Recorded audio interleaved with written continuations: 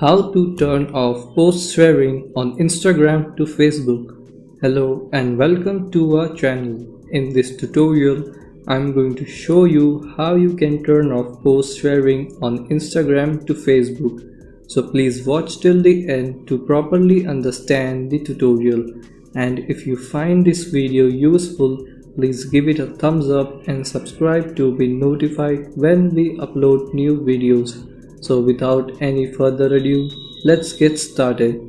Open your Instagram app, go to your profile, tap on menu, then tap on settings, tap on account. Under contact syncing, tap on sharing to other apps.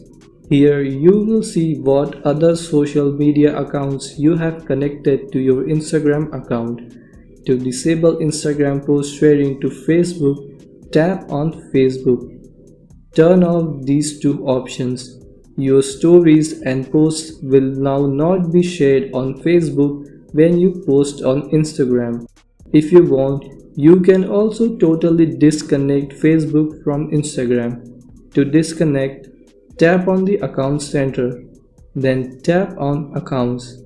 Tap on the Facebook account you want to remove, then tap on Continue.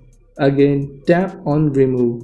So this is how you can turn off post sharing on Instagram to Facebook.